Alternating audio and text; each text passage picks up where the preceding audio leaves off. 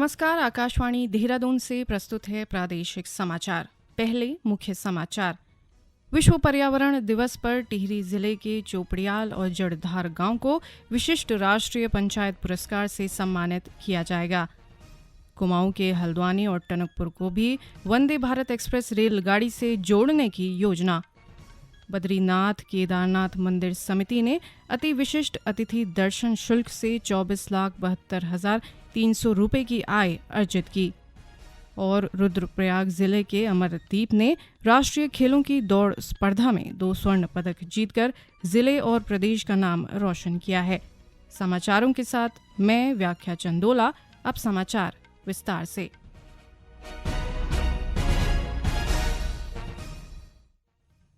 टिहरी जिले के चोपड़ियाल और जड़धार गांव को भारत सरकार विशिष्ट राष्ट्रीय पंचायत पुरस्कार से सम्मानित करेगी। विश्व पर्यावरण दिवस 5 जून को ये सम्मान विज्ञान भवन नई दिल्ली में दिया जाएगा।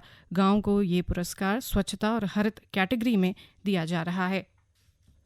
प्रधानमंत्री नरेंद्र मोदी की अध्यक्षता में आयोजित मुख्यमंत्री परिषद की बैठक में मुख्यमंत्री पुष्कर सिंह धामी ने प्रतिभाग किया। बैठक में उन्होंने उत्तराखंड की विभिन्न विकास योजनाओं की जानकारी दी।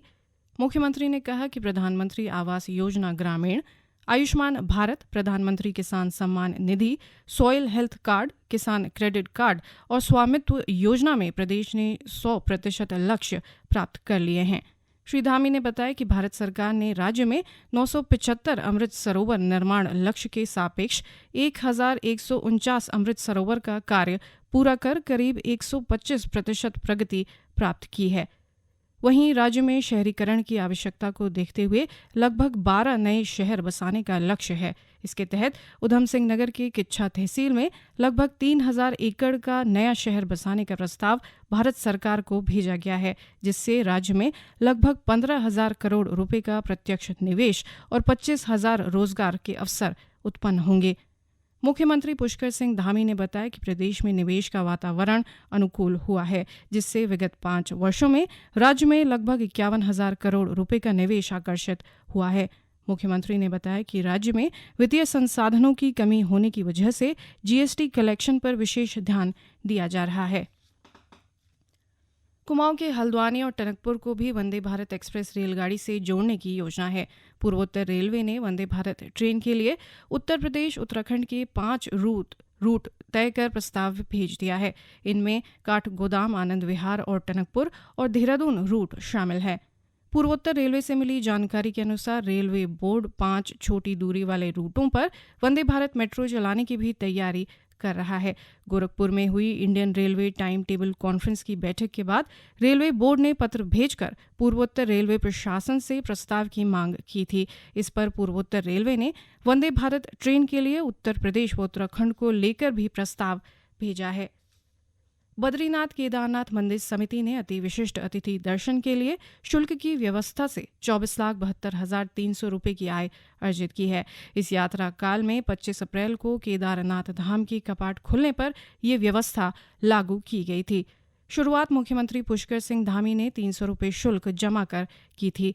बद्रीनाथ केदारनाथ मंदिर समिति के अध्यक्ष अजेंद्र अजय ने बताया कि वीआईपी शुल्क से जहां आय अर्जित हो रही है, वहीं दोनों धामों में आम श्रद्धालुओं को भी सुलभ दर्शन हो रहे हैं।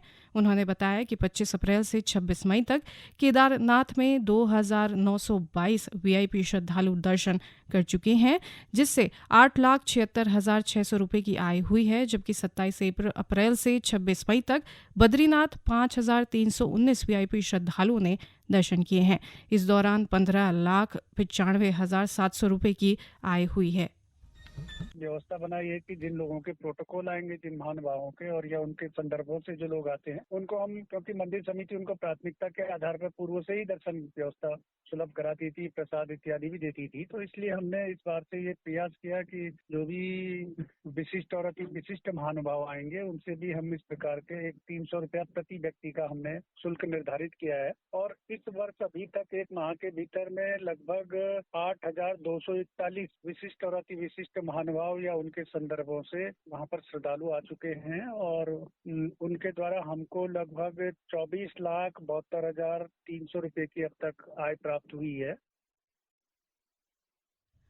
गौरतलब है कि चारधाम यात्रा शुरू होने से पहले मंदिर समिति ने देश भर के 4 प्रतिष्ठित मंदिरों श्री तिरुपति बालाजी, श्री वैष्णो देवी, श्री महाकाल और श्री सोमनाथ मंदिर की पूजा और मंदिर प्रबंधन व्यवस्था के अध्ययन के लिए दल भेजे थे। इन दलों ने अपनी रिपोर्ट में संबंधित मंदिरों में दर्शन व्यवस्था को लेकर वीवीआईपी से शुल्क लेने की बात कही थी। ये समाचार आकाशवाणी देहरादून से प्रसारित किए जा रहे हैं। रुद्रप्रयाग जिले के बरसू गांव को अब उत्तराखंड में क्लाइमेट स्मार्ट विलेज के रूप में नई पहचान मिलेगी। गोविंद बल्लभ पंत राष्ट्रीय हिमालयी पर्यावरण संस्थान और उत्तराखंड राज्य विज्ञान एवं प्रौद्योगिकी परिषद संयुक्त रूप से गांव को विकसित करेंगे। यूकॉस्ट की 3 सदस्यीय टीम ने गांव का भ्रमण कर सभी विषयों का गहन अध्ययन किया है। टीम की रिपोर्ट के आधार पर गांव को फिर से आबाद करने और एग्रो फॉरेस्ट के साथ ही तकनीक को लेकर कार्य किए जाएंगे। पूरे प्रदेश में बरसू पहला घोस्ट विलेज है जिसे योजना में चुना गया है। ये गांव रुद्रप्रयाग के 4 किलोमीटर दूरी पर स्थित है। 1.5 दशक पूर्व पलायन से वीरान हो चुका है। कभी 25 परिवारों वाले इस गांव में अब सिर्फ प्रगतिशील काश्तकार विजय सेमवाल रहते हैं, जो बीते 6 वर्षों से यहाँ की बंजर खेती को आबाद करने में जुटे हुए हैं। वे 50 नाली से अधिक भूमि पर सब्जी व फल उत्पादन कर रहे हैं। बीते 13 से 18 मई तक यूकॉस्ट के वरिष्ठ वैज्ञानिक डॉक्टर आशुतोष मिश्रा के नेतृत्व में 3 सदस्यीय दल ने बरसू गांव का भ्रमण किया है। दल में वैज्ञानिक डॉक्टर कंचन डोभाल व शोधार्थी वैशाली शर्मा शामिल थीं। सूचना और प्रसारण मंत्री अनुराग ठाकुर ने कहा कि विकसित भारत का लक्ष्य कठिन लेकिन असंभव नहीं है। उन्होंने अहमदाबाद हवाई अड्डे पर मीडिया से बातचीत में कहा कि प्रधानमंत्री ने भारतीय अर्थव्यवस्था को विश्व की 5वीं सबसे बड़ी अर्थव्यवस्था बना दिया है। श्री ठाकुर 2 दिन के गुजरात दौरे पर हैं। उत्तरकाशी के जिलाधिकारी अभिषेक रुहेला ने बोर्ड परीक्षाओं के मेधावी छात्रों से मुलाकात कर उन्हें पुरस्कार देकर सम्मानित किया। इस दौरान छात्र छात्राओं ने जिलाधिकारी से सवाल जवाब भी किए। जिलाधिकारी ने बच्चों को सलाह दी कि जीवन में कोई भी परीक्षा आसान नहीं होती है और उसे बिना तैयारी के उत्तीर्ण करना संभव नहीं है। उत्तराखंड बोर्ड की इंटरमीडिएट परीक्षा में प्रदेश में दूसरा स्थान प्राप्त करने वाली चिन्याली सौड़ राजकीय बालिका इंटर कॉलेज की छात्रा हिमानी पवार ने आकाशवाणी से बातचीत में कहा कि जिलाधिकारी ने उन्हें सम्मानित कर उनका मार्गदर्शन किया।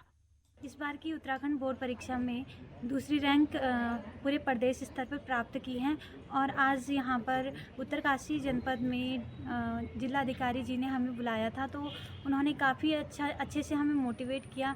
इसके साथ ही पहले तो मैं ये बताना चाहती हूँ कि जो मैंने पढ़ाई की थी उसमें सबसे ज़्यादा जो सपोर्ट मुझे किया मेरे पापा ने किया। इसके साथ ही मेरी मैम्स लोगों ने, सारे टीचर्स ने मुझे बहुत सपोर्ट किया। अगस्त्यमुनि विकासखंड के कांदी जावरी गांव निवासी अमरदीप ने दिल्ली में हुए राष्ट्रीय खेलों की दौड़ स्पर्धा में 2 स्वर्ण पदक जीतकर जिले और प्रदेश का नाम रोशन किया है। 26 से 28 मई तक जवाहरलाल नेहरू स्टेडियम नई दिल्ली में आयोजित 8वें राष्ट्रीय खेल प्रतियोगिता में अमरदीप ने 5000 मीटर और 10,000 मीटर दौड़ में प्रतिभाग करते हुए स्वर्ण पदक जीता। अमरदीप अभी तक विभिन्न प्रतियोगिताओं में प्रतिभाग करते हुए राष्ट्रीय व अंतर्राष्ट्रीय स्तर पर 6 स्वर्ण, 4 रजत और 2 कांस्य पदक जीत चुके हैं। कुछ दिन पहले उन्होंने इंडो नेपाल चैंपियनशिप में भी 10 किलोमीटर दौड़ में प्रतिभाग कर स्वर्ण पदक जीतने के साथ ही 31 मिनट 10 सेकंड में दौड़ पूरी कर नया रिकॉर्ड भी बनाया था। उन्होंने अपनी इस उपलब्धि के लिए अपने कोच सचिन भारती व पूर्व कोच प्रदीप रावत का आभार जताया है। भारतीय अंतरिक्ष अनुसंधान संगठन इसरो के वैज्ञानिकों ने आज सुबह 10:42 पर GSLV F-12 सैटेलाइट को लॉन्च कर दिया। इसरो के वैज्ञानिकों ने बताया कि इसे सतीश धवन अंतरिक्ष केंद्र के दूसरे लॉन्च पैड से लॉन्च किया गया। 51.7 मीटर लंबा GSLV अपनी उड़ान में 2232 किलोग्राम वजनी NVS-01 नौवहन उपग्रह को लेकर रवाना हुआ। प्रक्षेपण के करीब 20 मिनट बाद रॉकेट लगभग 251 किलोमीटर की ऊंचाई पर भूस्थिर स्थानांतरण कक्षा GTO में उपग्रह को स्थापित करेगा। NVS-01 अपने साथ L1, L5 और S बैंड उपकरण ले जाएगा। पूर्ववर्ती की तुलना में दूसरी पीढ़ी के इस उपग्रह में स्वदेशी रूप से विकसित रुबिडियम परमाणु घड़ी भी है। और अंत में मुख्य समाचार एक बार फिर। विश्व पर्यावरण दिवस पर टिहरी जिले के चोपड़ियाल और जड़धार गांव को विशिष्ट राष्ट्रीय पंचायत पुरस्कार से सम्मानित किया जाएगा। कुमाऊं के हल्द्वानी और टनकपुर को भी वंदे भारत एक्सप्रेस रेलगाड़ी से जोड़ने की योजना।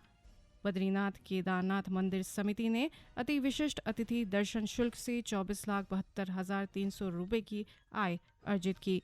और रुद्रप्रयाग जिले के अमरदीप ने राष्ट्रीय खेलों की दौड़ स्पर्धा में 2 स्वर्ण पदक जीतकर जिले और प्रदेश का नाम रोशन किया है। इसी के साथ दोपहर के प्रादेशिक समाचार समाप्त हुए। नमस्कार।